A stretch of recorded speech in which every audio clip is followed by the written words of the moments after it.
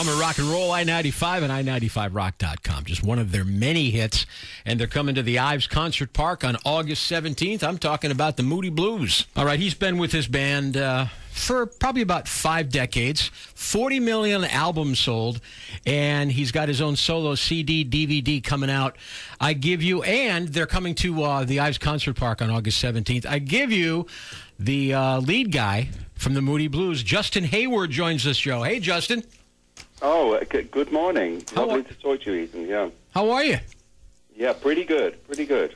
So this CD DVD called Live at the Buckhead Theater in Atlanta is going to be released, what is it, next Tuesday, the 19th, right? I believe so. Yes.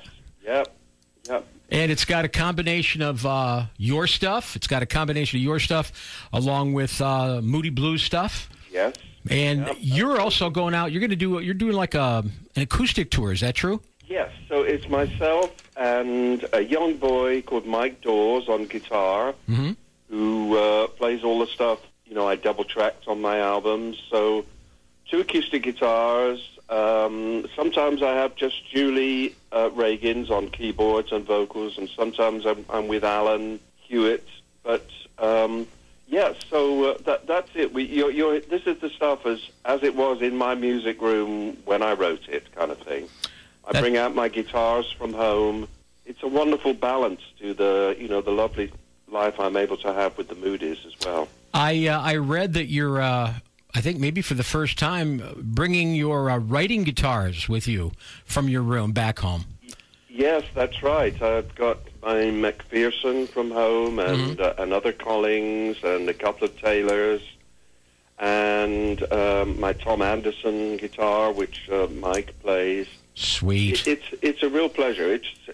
I'm trying to bring that atmosphere of when I wrote the song and into a place, and it's very rewarding.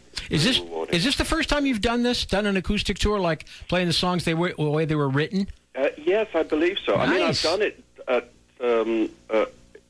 at events and songwriters events, and a couple of times in Nashville, and quite a few times in the UK, but never as a structured tour.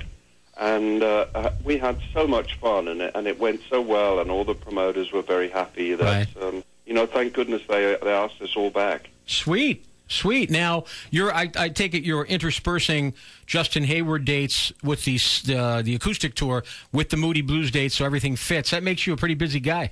It does. I've suddenly realized that. Yes, even I've sort of doubled up. What the hell am I doing? Yes, but I finished this tour with the Moody's, which is going wonderfully. Looking forward to seeing all the boys and girls up there, in a week or so.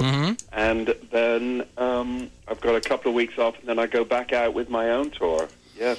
Well, I want to tell you something here. This is a story that I think you get a kick out of. It's indirectly your deal where I met my wife because I was doing acoustic music back in the 70s. And part of our set list, we did a lot of originals, but part of the set list was Nights in White Satin. And we coupled that with Day in the Life from the Beatles, the way we arranged it. And ambitious. Very ambitious. It sounded pretty good. Nights in White Satin, most of that, and then most of Day in the Life. But my wife, she used to come. She was a groupie. She would come, and I would sing Nights in White Satin. Not there, below the belt. Yes.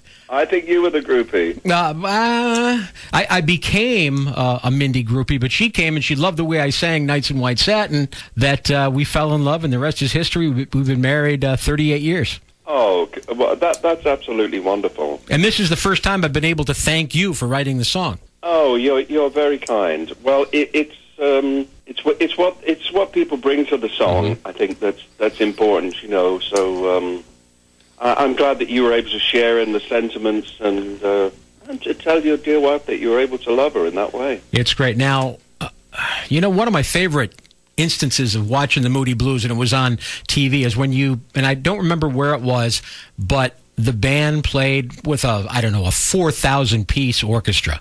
And I think it was in a cathedral, if I'm not mistaken.